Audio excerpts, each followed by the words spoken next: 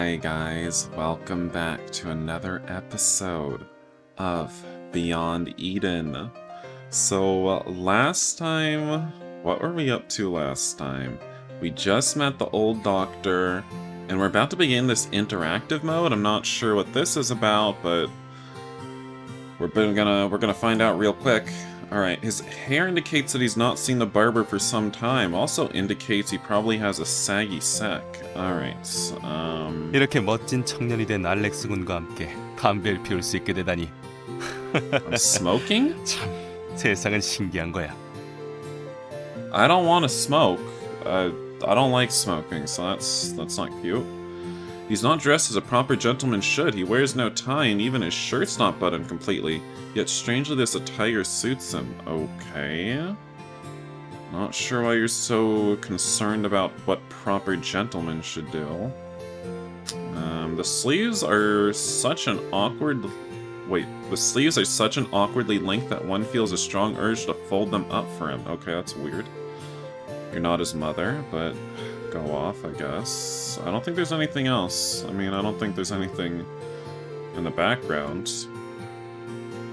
이렇게 멋진 청년이 된 Yeah, alright, 이렇게 no, 멋진 I'm 청년이 sorry, 된 I'm sorry, 알렉스 I guess, I know, I'm sorry, I'm sorry. I didn't, I know, I'm sorry. 세상은 I 신기한 think 거야. that's it. Yeah, I think we're done. I can stop inspecting him. Alright. Alex remembered something as he watched Morris. 부인께서는 잘 지내십니까? Is the music too loud? I feel like it's too loud. I feel like this is a new day, so yesterday it felt like the music was well balanced with the voice line volume, but it feels bad today. I swear to God, yesterday it sounded fine. I haven't changed anything.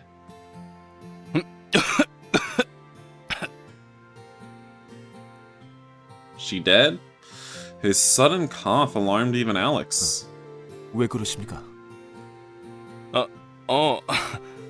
안 사람은 Yeah? Morris took a sip of tea and cleared his throat. 몸이 안 좋아서 요양을 간 지 꽤 됐다네. 그보다 자네는 이제 슬슬 마음에 든 아름다운 숙녀분이 있어도 이상하지 않을 So 나이인데. is she actually dead or not? Because, like, I know we can fool around with you, and that would be kind of weird if she was alive. 지금으로선 결혼할 생각이 없습니다. 일도 재미있고요. 일? 그러고 보니 사업 때문에 왔다고 했던가? 하긴 그렇지 않으면 자네 같은 도회지 청년이 이런 산골에 올 리가 없겠지. 그렇지만 조금 안심했네. 솔직히 말하면 자네가 영영 돌아오지 않을지도 모른다고 생각했거든. 자네가 기숙학교로 떠났을 무렵이던가 오스카 군이 편지를 보냈는데 모두 반송되었다고 들었어. Alex remembered at last, after he entered boarding school. Oscar's letters had somehow managed to reach him. But at the time, he had no desire to read them and return them unopened. He wondered what they said. Why is everything suddenly gray and a little washed out? Am I crazy? Thank you for your concern. Be evasive. I don't know. Be evasive. I don't want him. 네, 그때는 마음의 여유가 없었습니다. 오스카에겐 미안하게 됐습니다. I don't. 아닐세. 자네 입장에서 보면 당연한 일일지도 몰라. 그래도 언젠가 제대로 이야기를 해보았으면 좋겠군. 글쎄요. 물론 이번엔 오스카와도 이야기를 해볼 생각으로 오긴 했습니다. 알렉스 군, 여기를 다시 찾아준 것만 해도 기쁜데 그런 생각까지 해주었다니. 별 말씀을. 다시 한번 애쉬그로브에 돌아온 것을 환영하네. 알렉스 군의 건강과 사업을 위하여 건배하지. 홍차긴 하지만 브랜디를 몇 방울 떨어뜨리면 괜찮겠지? 대낮부터 말입니까? 안 될 게 뭐 있나? It's never too early to day drink. 내 주머니에 분명히 있을 텐데.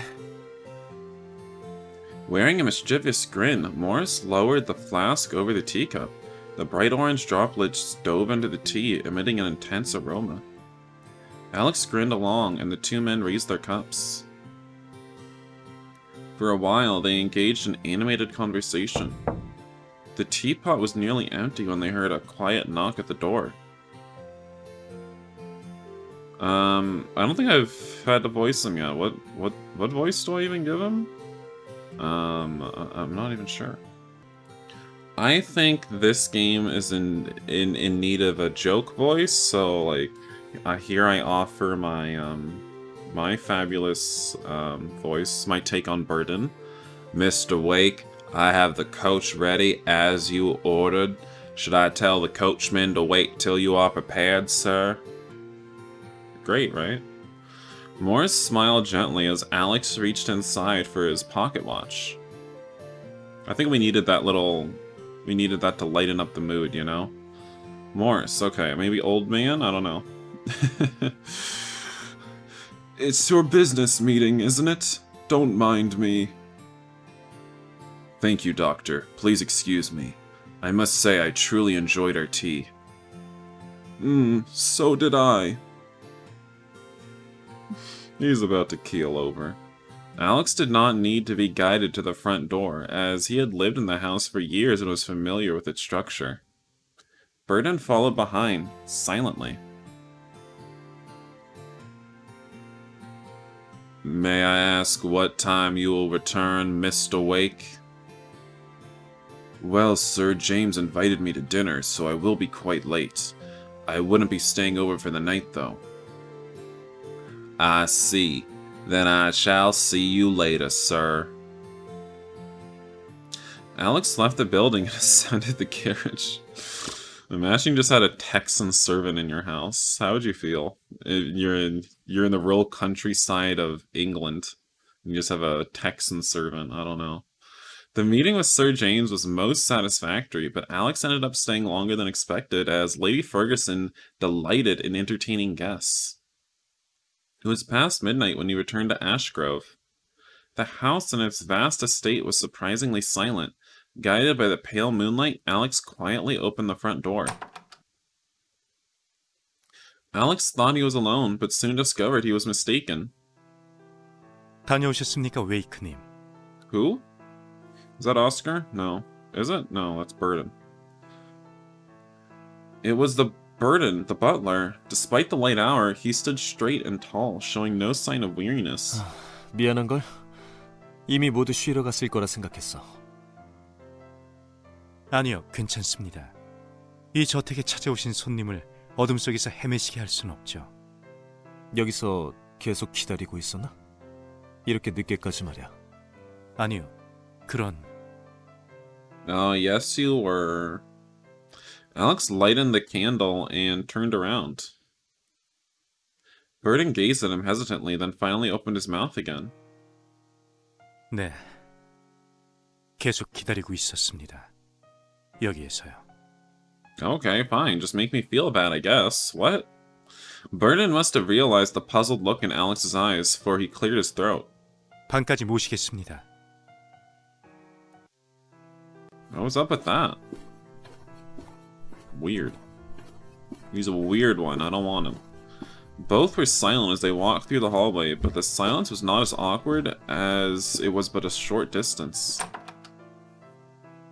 수행원을 불러올까요? 아니, 지금은 자고 있을 거야. 내가 늦어지면 기다리지 말라고 했으니.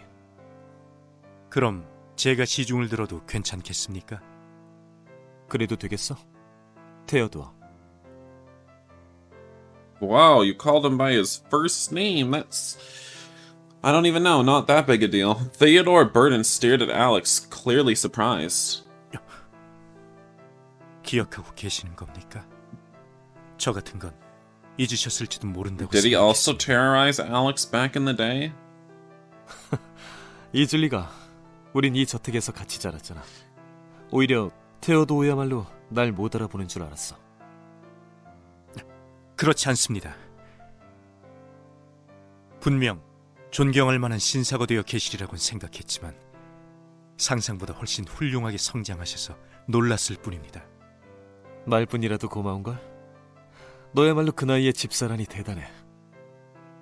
Wow, he was promoted to the esteemed position of butler. He really made it in the world. The butler was the head of the servants. He was in charge of managing the silver plates. Oh my god, plates? He has to manage the plates? Dear god. And other valuables, like silver spoons? Oh god. As well as supervising and disciplining dozens of servants. Ooh, so you're like a little... You're the little bee under master, huh? You're the one who does all his dirty work and assaults your common man, I see. Naturally, he cannot operate properly without their respect and trust, so it's common for a competent, long-serving footman to be promoted as a butler. It was highly unusual for someone as young as Burden to become one. 그러고 보니 어머니는 어떻게 지내시지? 아직... 아니요. 작년에 그만두었습니다. 본인은 근속 25년을 채우고 싶다고 고집을 부렸습니다만 무릎이 많이 안 좋아져서요. 빨리 나아지시면 좋겠군. 그래도 네가 이렇게 승진해서 어머니도 기뻐하셨겠어. 네. 풋맨이 되었을 때도 집사직을 임명받았을 때도 무척 놀라셨습니다. No wonder she was surprised. I guess. I don't know. I don't see how either of these decisions are going to matter later, but fine. Alex himself could not have imagined that Theodore would grow into the young man before his eyes. He used to be a timid boy who apologized all the time. But even more bewildering than his growth were the changes in Lord Edenick. When Alex inquired him on the Baron, Theodore seemed to ponder his answer. 웨이크님이 떠나신 후로 주인님께서는 변하셨습니다. As Theodore said, Baron Edenick seemed to be an entirely different person from his younger self. He had become a man of extremely few words and was apparently refraining from any violent outbursts. Those who knew the Baron in the past may conclude that he had learned to control himself. But can change in a man's attitude be an evidence of change in his fundamental nature? 한잔하고 가겠어? 죄송합니다. 손님 앞에서 술은 마실 수 없습니다. 마음만 감사하게 받겠습니다. 아니야, 나야말로 너무 붙잡은 것 같아서 미안한걸? 아닙니다. 물러가기 전에 갈아입는 걸 도와드리겠습니다. Assist me how? With these words, Theodore approached Alex from behind and offered his hand. What? Understanding his intention, Alex gave himself into Theodore's hands as the butler removed his jacket and waistcoat. Can I remove my own clothing? 셔츠는 나중에 벗을게. 고마워, 테오도. This is weird. 천만의 말씀입니다. Ew. 그리고 미안해. 버튼이라고 불러야 하는데 너무 무리했군. Although Alex and Theodore used to be playmates, it was improper etiquette to address the host's butler by his given name. 괜찮습니다. 이름을 기억해 주시는 것만으로도 감사하게 생각합니다. 도련님들도 가끔 옛날처럼 이름을 부르시기도 하시니까요. He seems to imply perhaps they still regard me as merely their old playmate Ted. There was a brief silence as Theodore smoothed Alex's clothing. Can you stop touching me? And hung them and arranged the cufflinks. He finished the task promptly and turned to Alex. 그럼 전 이만 물러가겠습니다. 편히 쉬시길 바랍니다. 너도 잘 자. After Theodore left the room, Alex poured himself some brandy and sat before the fireplace. He recalled the people he had conversed with during the day. Morris Bell, the Edenick's family physician. Theodore Burden, the young butler. They were not the targets he sought to destroy. Neither had they hammered Alex or his sister. Hammered? Oh, harmed. Who hammered her then? Nor were they related to the Baron. Moreover, Morris could be affectionate to a fault, and Theodore must be loyal to the Edenicks. There was no guarantee they will not get in his way. Just a few days remained until the plan will be set in motion. What are we gonna do? Are we killing the Lord and burning down the whole mansion? And maybe locking the place up, letting the young innocent boy die too. Alex realized that he was right to return to the house. It was evident that hired investigators were unable to detect the complex interconnections between its residents. He will use this time to examine their relationships. Alex blew out the candles and went to bed. Oh, another...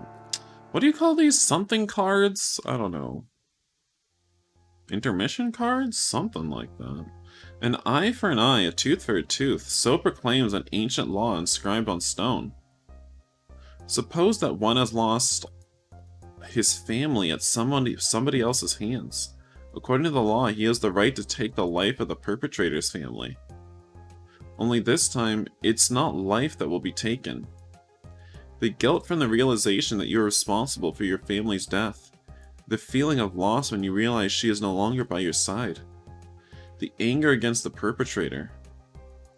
And the sense of total powerlessness from being unable to prevent it.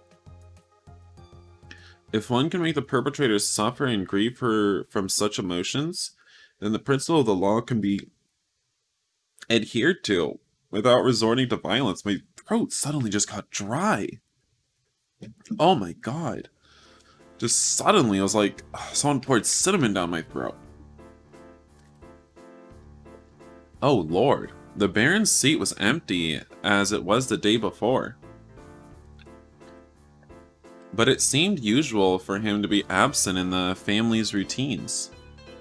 As breakfast commenced, immediately after, Oscar made a perfunctory apology on his behalf, not on. Everybody was filling themselves with light meals and strong tea when Edward spoke. Oh my god, yes, Twink, go. We'll give him the Twink voice, naturally.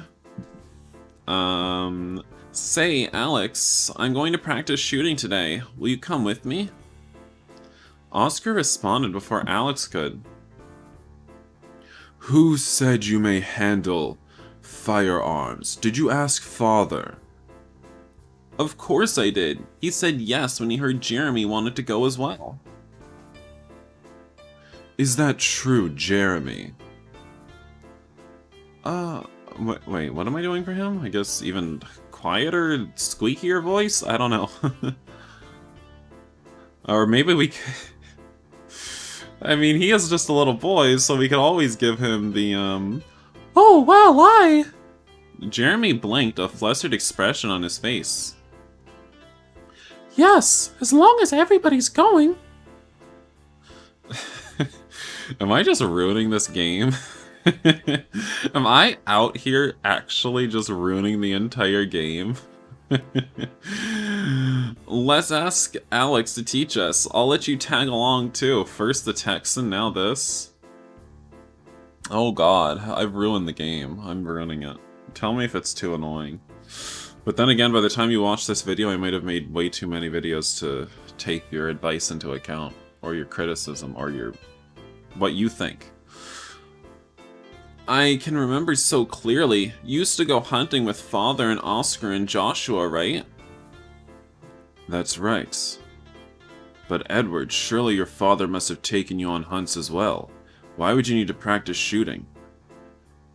Oh, he quit hunting before I was old enough to join him. That's why I never learned how to shoot properly, unlike my older brothers. Oscar is simply concerned for you, Eddie. You have never handled firearms before. Huh. But Oscar, Eddie did raise an important point. Eddie and Jeremy may be invited to hunting parties in the future. It would prove convenient if they practiced in advance. But I do not wish to trouble Wait. It would be an honor, and if you're so worried, Adinik, you can accompany us. Of course I want to, but I have letters to write. I'm sorry, that is... that is just the most bullcrap, fake busy excuse you could possibly get. Is that what being busy is?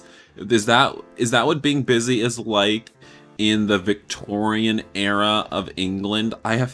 I'm sorry, I can't join you for your fun games. I have to go to my study to write letters. What? Okay, I guess. That's drafting up some emails or something. I don't know. Anyway. How about you, Dr. Bell? It's just funny to think about. I'm afraid I must... Oh my god, yes, I am ruining this game. And now I have the old man voice out here. Oh my god, I'm ruining this game, guys. I'm afraid I must help out at the hospital today, though I would have enjoyed practicing with non-living targets. I assume you're not exactly fond of hunting. No, it doesn't seem to suit me. How about you, Mr. de Lafayette? Not to my taste either. I detest the sight of blood. Haha, it seems we'll never make a doctor out of you. In the meantime, Edward continued to persuade Oscar. See, Father is busy, you're busy, and even the doctor is busy. That's why I'm asking Alex. But it would not do to entrust you and Jeremy to a guest. Oscar folded his arms and pondered for a minute. What about Joshua? What was he doing? I wasn't paying attention. I kind of want him to come. He's kind of hot. Yes, it certainly wouldn't do. I'll make myself available today. You don't have to come. A look of disappointment passed over Edward's face. It was understandable, as his plans to enjoy himself far away from his meddlesome eldest brother was thwarted. But he was not pessimistic by nature and quickly recovered his usual temper. Good, I'll tell the servants to get the horses ready. I won't do the Mickey Mouse voice anymore. When Alice got ready and descended the stairs, the horses were already waiting to be mounted. He looked around, but could only see the grooms and footmen. As he approached the horses, he discovered someone unexpected standing before him. Whomst? Joshua, thank you. Are you coming? It was Joshua who had kept silent while his brothers were discussing the location of the shooting range. 마음을 바꾸었나? Please come. Joshua stopped stroking the horse's mane and turned to face Alex. 아니, 그냥 나온 거야. Alright, fine, whatever. 방금 마부에게 들었어. 네가 오늘 탈 말은 이 아이야. He walked towards a horse. He looks kind of bad here. He walked towards a horse with a shiny brown coat. I'm sorry, it's just... I don't know. His face shape is a little bit... I don't know. Not great. The horse casually approached Joshua and rubbed its nose on him. Oh, okay, fine. I'll interact with you. Let's take a look at your eyes. Let's talk about them. 옳지, 착하다. Oh, you are a good girl, so... Accurate. Accurate. 옳지, Alright, I don't think there's anything else to click about on your face, so... Let's... The horse blinks its large eyes, enjoying Oshua's gentle caress. You know, there's someone else who would enjoy a gentle caress. Alright. I guess, if that's what you want to do. Is that it? Those just like 3 things. Alright, well that's enough of that. Wait, did I see something else? No, that was just... Wait. Yeah. No, that's... I've seen that. Okay. 아주 얌전한걸. It's a horse. 그렇게 보여? 손님 앞이라 수줍어하는 거야.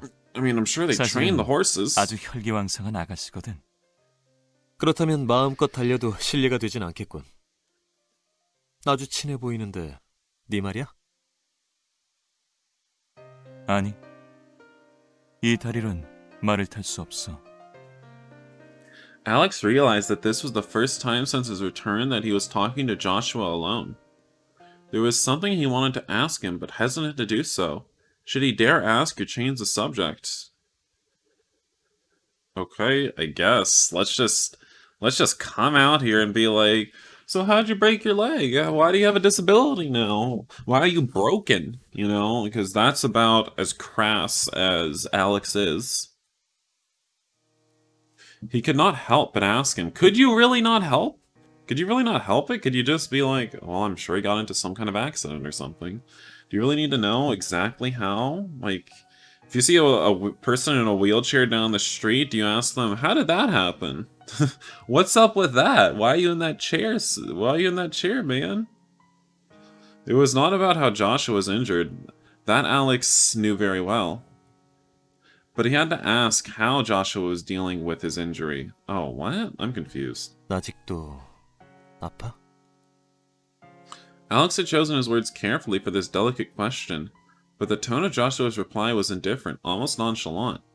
그렇지는 않아. 뛰진 못해도 천천히라면 지팡이 없이 걸을 수 있기도 하고. I mean, it doesn't really seem like that bad of a injury, honestly, if I'm being real.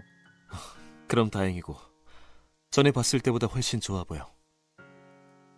그래. 그땐 앞으로는 걷지 못할 거라고 진단받았으니까. 하지만 보다시피 이렇게 나았잖아? It had been a cruel pronouncement for Joshua himself, as well as those beside him, including Alex, who had spent much of his time with Joshua during that period. 알렉스. 그때 일은... What happened? That moment, they both heard lively footsteps coming their way. 알렉스 형, 일찍 왔네요. 같이 내려왔으면 좋았을걸. 내 말하고 먼저 인사해두고 싶어서 말이야. 조슈아가 오늘 탈 말을 가르쳐줬어. As he spoke, Alex turned to face Joshua. But before he knew it, Joshua had left his side and was talking to Theodore. 조슈아도 같이 가자고 할 걸 그랬나? 형은 자기 때문에 마찰을 꺼내는 걸 좋아하지 않아요. 교회에 가는 걸 빼면 외출도 그다지 안 하고요. 하긴 승마도 그만뒀다고 했던가? 하지만 그런 거 치곤 말들과 친하던데. 그래요? 형이랑 제레미가 왔네요. 안녕하세요. 기다리게 해서 죄송합니다. 안녕하세요. 오늘 써야 할 게 있다더니 그건 해결됐나 보지? 가끔은 너희들과 맑은 공기나 마실까 해서 내일로 미뤘다. 실망했나, 에디? Well, I'm glad you could put off your letter writing. Thanks. 아니, 이해해. 제레미는 아직 어리니까 보호자가 필요하잖아. 그야, 난 아직 형들처럼 어른은 아니니까. 내가 보기엔 둘 다 똑같이 어려 보이는데 말이다. 일단 이런 이야기는 그만하자. 들라파이트님이 내려오셨다. 아, 이런, 내가 제일 늦었네. 면목이 없네요. 아닙니다. 아직 약속 시간 전인걸요. 그렇지만 모두 모였으니 출발하도록 할까요? Oscar turned to Joshua, who was standing by the front door. 내가 없는 동안 집을 부탁해. 걱정하지 말고 다녀와, 형. 다녀오십시오. The lake was but a 10-minute ride from the house. As Alex remembered, there was a clearing nearby. The view was good enough to be a favorite picnic spot. Edward was the first to arrive. He quickly dismounted, then looked around. He noticed the old servant in charge of the firearms who was waiting for the party with the targets and firearms. We're not hunting live stuff? Edward gave a loud whistle and practically dashed towards him. Eddie. Running off like that. You must be really looking forward to it. Oscar turned around to face Alex and Lawrence. If you'll excuse me, I must go ahead. Edward does not know how to handle firearms. Oscar dismounted and followed Edward, taking quick strides. I think I'll take a stroll around the area. How about you, Wake?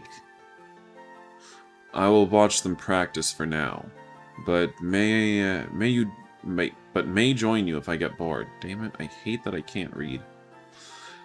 Very well, I wouldn't be far off. You'll find me easily enough. I see. Just don't get too close to the targets. Oh, you needn't worry. I promised Father not to cause any scandals. Likely to get myself shot by a British aristocrat. What? That is commendable.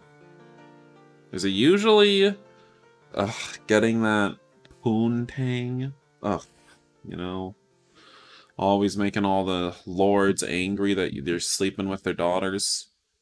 I take that as a compliment. With a merry laugh, I mean, he's becoming less attractive to me for his man-ho ways. Very much less attractive. Cannot tell a lie. With a merry laugh, Lawrence disappeared into the forest. Alex turned around to see Jeremy. Shall we go on, Master Jeremy? Oh, most certainly, Mr. Wake. That's what we're doing instead of the Mickey Mouse. That's just what we have to do. They started walking across the grass in the dim winter sun. Is this the first time you'll be handling a gun, Master Jeremy? Jeremy's eyes widened as he looked up at Alex. Please, sir, you don't have to be so formal with me. I'm the youngest after all. Do address me as you address Joshua and Edward. If you say so. Have you shot a gun before, Jeremy? No, this is my first time. Oh, looks like Edward has begun. George is an expert, Eddie. He has managed our firearms for decades. So don't give him any trouble, and start with the basic stances. Alright, I understand, Oscar. Run along and help Jeremy now. George and Alex will teach me. I may recommend George, but not Wake. What the heck? I can hear you. Why not I? Wake. That's not what I meant. What? What do you mean that's not what you meant? That's exactly what you said. Which means... I know very well that your marksmanship is not clumsy. But it has been years since I last saw you shoot. It occurred to me that you could have forgotten the handling of firearms. Don't you lie to me. Not exactly. I try to practice regularly. Which would make you even more dangerous. Excuse me? Well, how? That's not even... You're not even trying to hide how much animosity you have for me. What? Oscar, you're not making sense. Well, I mean, he's kind of making sense, though. I mean, yeah, I'm gonna kill you, all of you. So... No, I understand. There's no harm in taking caution. I'll merely offer a demonstration for today. Oscar lifted his hand as if to stop him, but ultimately chose to keep silent. Alex inspected the rifle with deft, skilled fingers. He had plenty of opportunity to practice with the members of his gentleman's club, for every London gentleman joins at least one at London. Finished with the inspection, Alex pointed the gun at the target and pulled the trigger.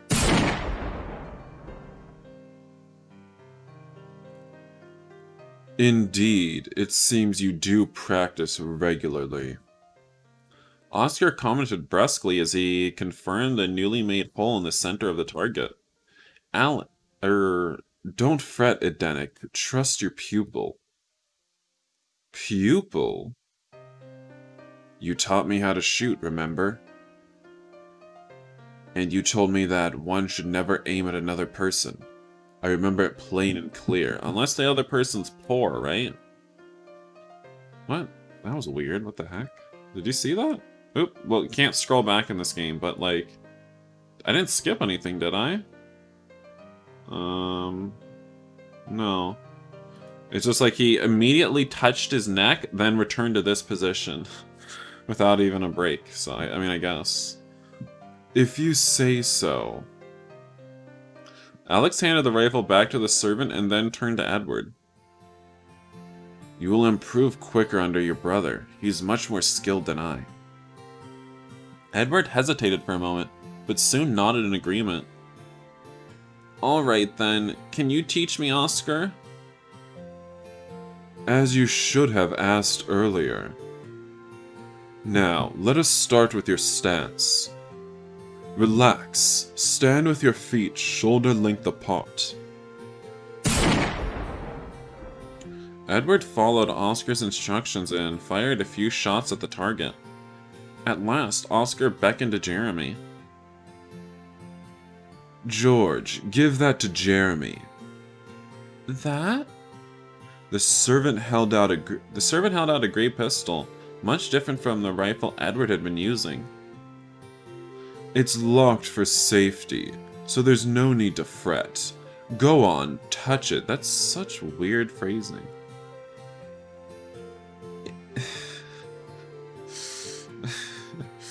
I'm sorry, it's just, this game, there is some innuendo going on all the time, or maybe I'm just looking for it. Anyway, it's smaller than the one Edward used, but don't worry, when you're older, it'll become much bigger.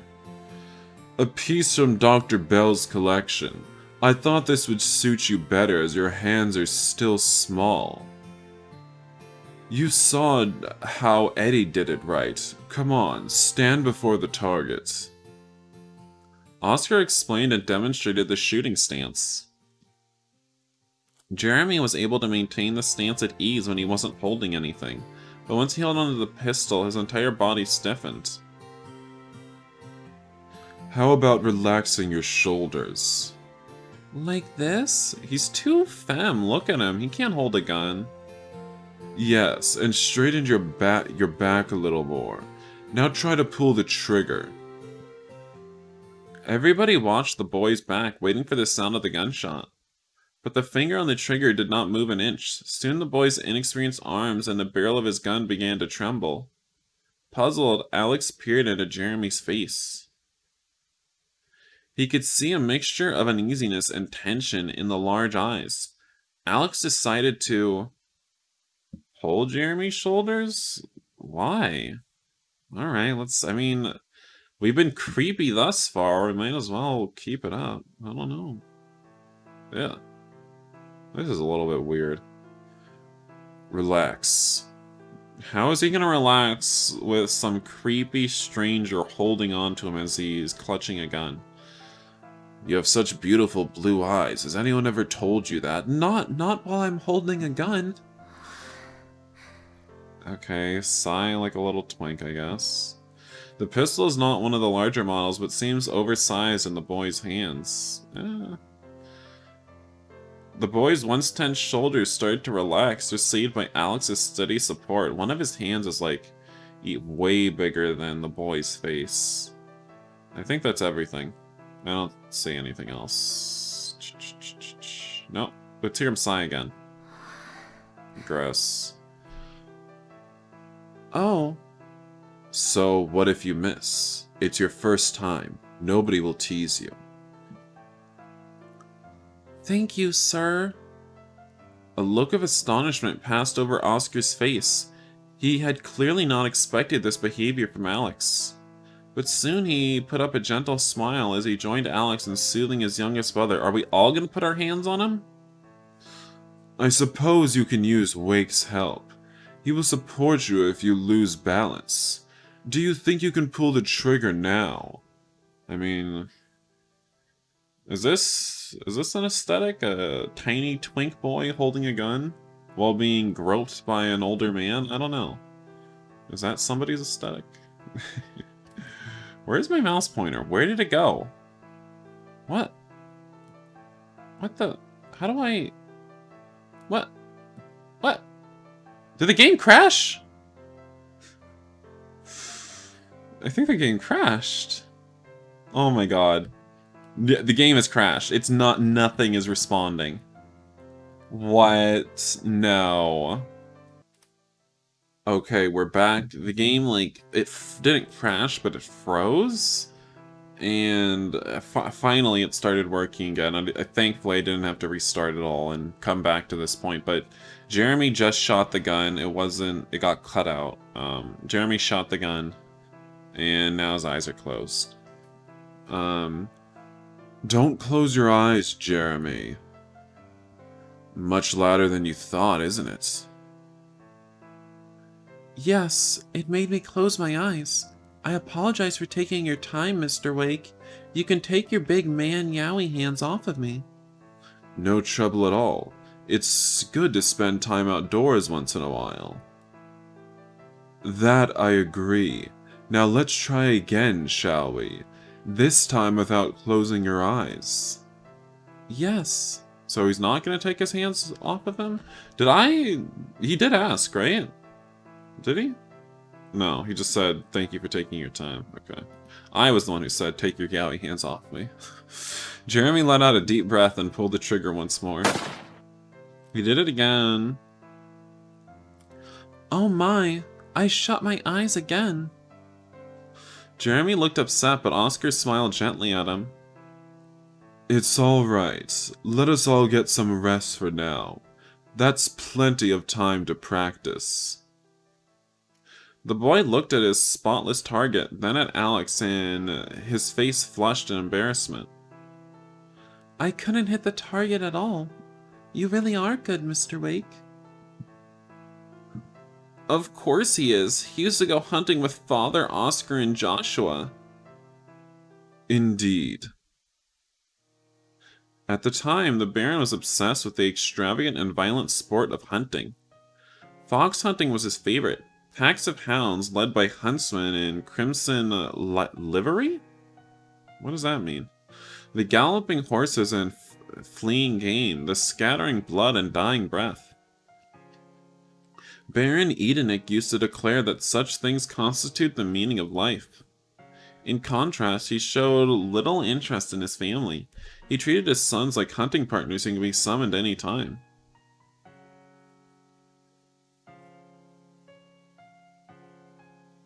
The Baron smiled in satisfaction as he looked down the game held in the mouth of a hound bearing its blood-stained teeth. This is the Lord, right? Yeah. The first catch of the year.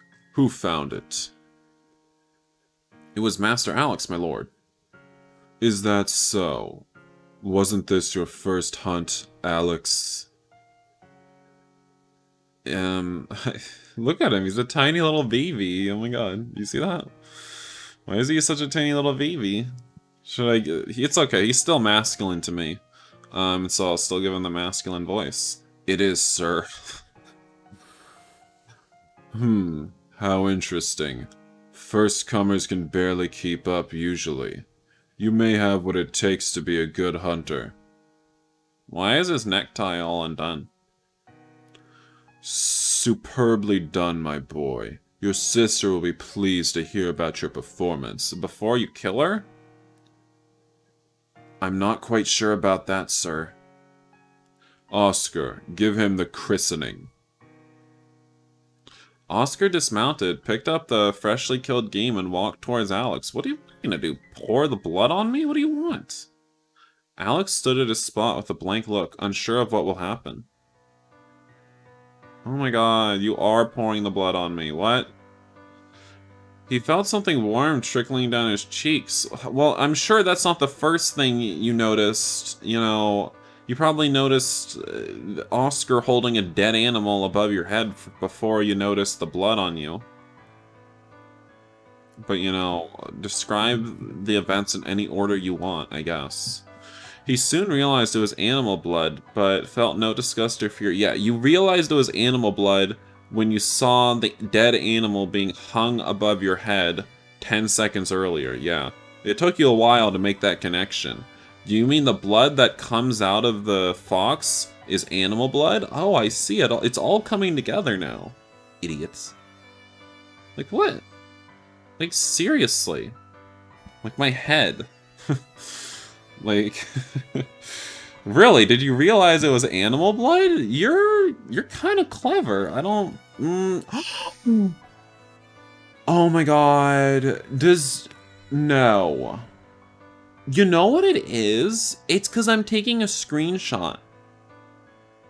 It's because I'm taking a screenshot, and this game has a specific feature that allows you to take screenshots, but I'm not even using that feature. I'm just trying to take screenshots with my computer. Forget the game's ability to do it. And And it like freezes every time I do that. I don't know why. Oh my god, I'll be back again, I guess. Alright, we're back, and, you know, it wouldn't be such a problem if the game froze every time I took a screenshot if the game had a gallery, but I'm almost positive it doesn't. I didn't see it on the main menu. Ugh, just whatever. Fine, the game's just gonna freeze every time I want to grab a thumbnail. Whatever, I guess. It was indeed a christening. Born to the middle class, Alex had never joined a hunt or killed anything before. This was a necessary ritual for him to become a member of the Edenic household. This is so weird. Alex gazed at Oscar with blurry eyes, intoxicated by the warmth dripping from his cheek down to his neck. Okay, Joshua's the one saying this? Okay, what? Now you're just like us, Alex. Great. Joshua, I thought you were different. Alex slowly closed his eyes as he heard the Baron laughing. He never complimented his sons or Alex except when they accomplished feats of hunting. A cold-blooded wretch who does not even care about the feelings of his own offspring. That was Alex's impression of the Baron at the time.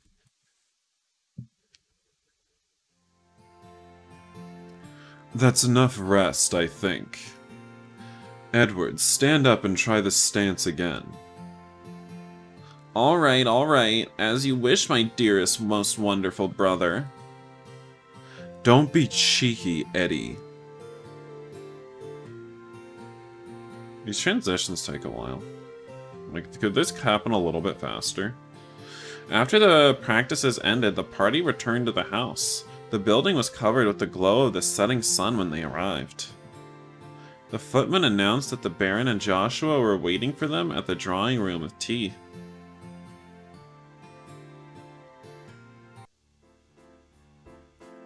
Welcome back, gentlemen. I hope my son's practices did not bore you. Not at all, sir. We had a wonderful time. It was pleasant to visit the lake after so many years. I agree with Wake. It was delightful to watch your sons practice. I am glad to hear that, gentlemen. How about you, boys? Did you enjoy yourselves? Yes, father. I caught a bird, though it's inedible and won't be cooked. Edward boasted as he put down his teacup.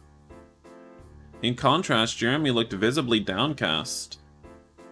Jeremy, what is the matter with you? It's all right, Jeremy. You will be able to hunt birds or even bigger game with practice. No, that's not why I'm troubled. I wouldn't mind practicing on targets, but I don't ever want to shoot living creatures, Father. Oh, pussy. I'm sorry for disappointing you. Why did you think I would be disappointed? Shooting is not a duty. You can quit it if it does not suit you. Alex's eyes widened at the unexpected response. It reminded him of a bitter memory from his past.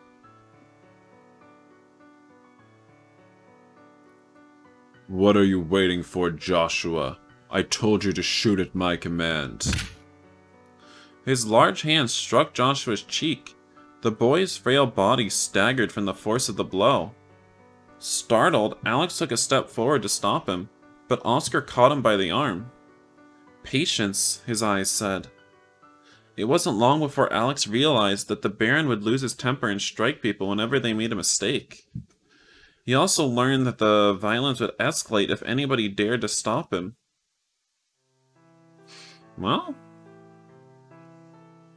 it's not that, Jeremy. Jeremy lacks talent, Father. And it's just a hobby after all. Don't you think target practice should suffice? Yes, I think I can practice with targets. Of course. Good luck with your practice, Jeremy. Hypocrite, Alex thought as he turned away in disgust. And then his eyes caught a shadow of sorrow in Joshua's expression. But it disappeared before he could realize what it meant, as Joshua's eyes quickly reverted to their usual serenity. Alex pondered for a moment, then approached Joshua, who sat at a spot rather far apart from the others. Your father's very fond of Jeremy, isn't he? Joshua looked at him nonchalantly. And he has changed considerably since the last time I saw him. Is that so? I'm not quite sure about that. I'm relieved to see that Jeremy is deeply loved.